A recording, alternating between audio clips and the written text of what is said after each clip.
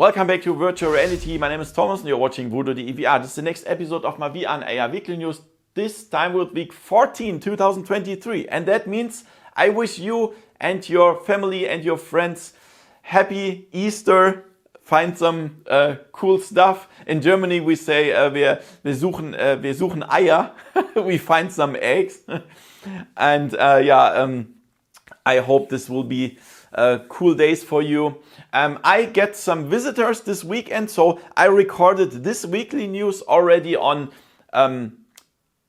April 6th. So everything that comes after that will be in the next weekly news. So don't wonder if there is some news at Saturday or Sunday that I will not mention. It will be in next week.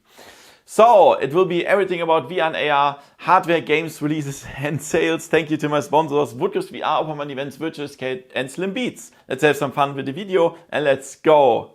VoodooDE. So VRChat is one of the most popular VR social games. And a lot of people are inside this game and stuff. And now there will be an Android and iOS version. Of course, this is non-VR, but it's very good for the people count. So there will be a lot of more people inside that are able to hang out with or stuff and do some cool stuff with. Of course, it's totally different to have a smartphone here than a VR headset. You can definitely not compare it, but it's a good idea. So for example, if you have your community and you are in a train or something, you don't have a VR headset, you can just log in and chat with them and do some cool stuff or listen to them. And that's really nice. So it's currently being tested and the release will be first for VRChat Plus subscribers in the next 3 to 4 months, and after that in 3 to 6 months it will be for a public release. The Android version comes first, but the iOS version is also in development. So this is a really nice thing that you can play your social VR games also in non-VR on different platforms. For example, Rec Room you can also play on non-VR, and that is a really good thing. So this news is really bad, but I saw that coming, because you can watch my videos in the last month and I predicted that the PlayStation VR2 will not be sold very good. I really hoped that the PlayStation VR2 will save VR, but obviously it didn't, because there's a estimate from the research firm IDC, and normally they are making really good predictions and stuff, and they said that until the end of March 2023 only 270,000 units of the PlayStation VR2 were sold, and this is nothing. This is worldwide, and that's crazy. I mean, Sony expected something around 2 million until this point, but it's only a very small part. And that's what I absolutely predicted. I mean, we have like $550, and that's something that people at the moment just cannot afford, or they just don't like to spend that because they are afraid of what comes in the near future. Will they still have a job, or will they every thing will be even more expensive? I have no idea. Here in Germany, at least, the prices are rising and rising and rising, and it's just crazy. If you just want to buy some food, it's crazy. And I think in the United States or so, it's the same. And that's what the people are afraid of, and they think, should I buy some food or should I buy a PlayStation VR2 for $550? Of course, yeah. That's just a bad time to release the headset. That's what I really predicted. That's exactly what I said, and this happened now. And I'm really sorry for Sony, because the headset is really nice and I love it. But yeah, let's hope that the times will get better very soon, and then the people perhaps want to spend more money for entertainment stuff like VR. But for now, that doesn't look good. I also see that on my channels, on my German channel and so on. It's just really not so successful at the moment. But I will still keep my work going. And even if I'm the last VR player on this planet, I will continue. So guys, that's it. So will your dentist in the near future wear these glasses here? Perhaps. So they are called NuEyes NuLoupes. I have no idea if that's correct. What I said, NuLoupes, is that correct pronounced? I don't know. However, this has a very high accuracy, sub-millimeter accuracy with 48 megapixel cameras. And then the dentists or the doctors can really see everything very detailed and can do a good prediction of if you have any problems or not. And yeah, I really love that this kind of technology is really also helpful, not only for games, but also helpful. And that's really nice. So the NuLoupes will arrive in Q3 or Q4 in 2023. And I'm really sure this will not be very cheap. But it's really awesome that, that this will exist.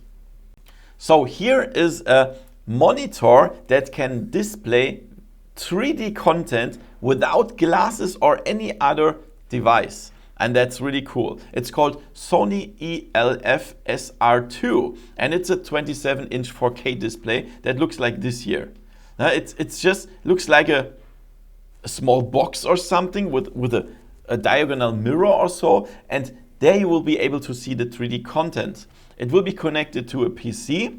And there's also an SDK where you can develop your own stuff. For example, for a museum or for jewelry here, as you can see.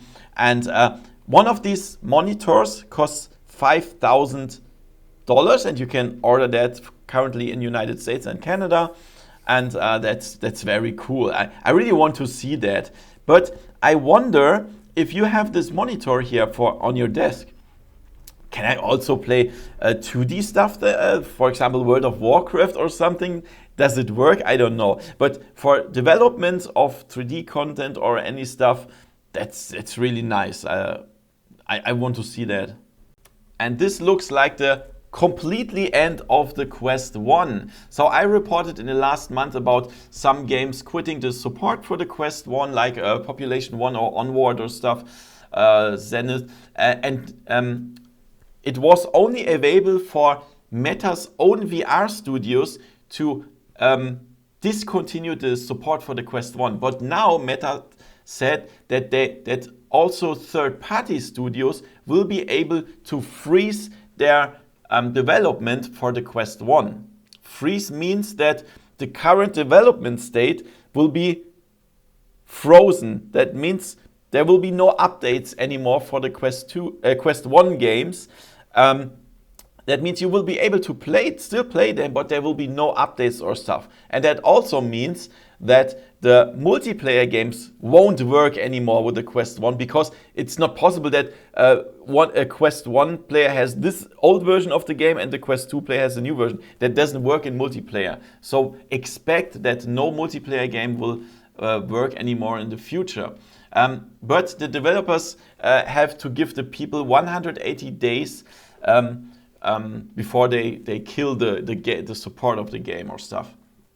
And Meta even forces the support that they can't develop for the Quest 1 anymore, because the new service development kit in the version 51 doesn't even support the Quest 1 anymore. So yeah, that's crazy. So my suggestion is, do not buy a Quest 1 anymore, not even a used one. The only thing is, if you only want to play on PC VR, because you can still connect the Quest 1 on PC VR and play all the PC VR games, that still works. But if you only play other games, standalone games, do not buy the Quest 1. Buy the Quest 2 or the Pico 4, my suggestion. You can use VR to stop wildfires. That's really nice because there's a company Anchor, Flank and Pinch, and they developed a really cool and very realistic simulator, the virtual wildland training. And there you sit in this plane here, and there will be very realistic scenarios where there is a wildfire and they have to train. What do we have to do now? How can we plan that to stop the wildfire and stuff? And this is really a good thing because you cannot just set a wildfire, a real wildfire, to train that. It just doesn't work. And with VR, you can still experience that and react on that and do some plans. For now, it's available for government agencies and US LE wildfire organizations. And here's a link. You can check it out to find more information about that. But that's really nice because there are a lot of, especially in the US, we hear all the wildfires in California, for example, and that's so bad because people die and really bad things happen. And if you even can prevent 1% of them with VR, that would be so good. And that's another cool example how VR not only works in games, but also to save people and the environment. That's really good. Okay guys, and let's check out the releases. As I said, this week it goes only until April 6th, Thursday, because I have some visitors here. I cannot show the stuff from the other days, but I will put that in the next week's weekly news, okay? So, Vertigo 2. This is one of the best games in the last month, in my opinion. Really nice puzzles, very immersive, nice adventure, and you can also play a demo if you like. Top. Then we have Waka VR. This is a arcade-style game with rhythm, a little bit of Beat Saber. And then we have No There Be Goblins. This is a mix of fights and action and tower defense. So you have to defeat some goblins there. Super Death Game Show. This is a simulation of a game show. And you also have some small mini games with puzzles and physics. And of course, the best thing this week, Half-Life 2 VR Mod Episode 2. I already showed that on my channel. It's so immersive. It's so great. You really have to play that. It's just amazing. Then on the PlayStation VR 2, we have Across the Valley. I also showed that on my channel. You've seen that perhaps. Perhaps I had some problems with the orientation of the when you jump somewhere, teleport somewhere. I was somewhere off the game area. Perhaps if you play the game now, the bug will be already fixed. I hope so. And then this game is really a really cute farming simulator. And then we also have Creed Rise to Glory. And this is a boxing simulation, of course. This is an older game, but now they ported that to the PlayStation VR 2. That were the releases until April 6, 2023. And let's check out the sales this week.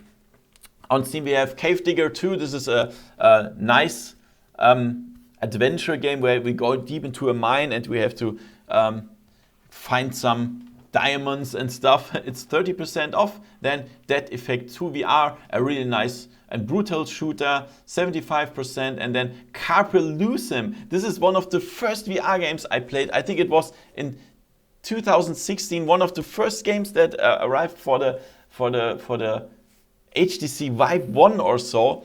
And that was really nice. You can have it for 60% off now. And then we have Wreck-It NX. This is a nice squash simulator that you can even play in multiplayer. 40% off. And on the PlayStation VR 2, we have The Tale of Onogoro. Nice adventure, 20% off. And O-Shape Electro Party. Some DLCs for O-Shape are on sale, 20% off. So guys, I wish you and your family happy Easter, happy holidays, and some nice cool days.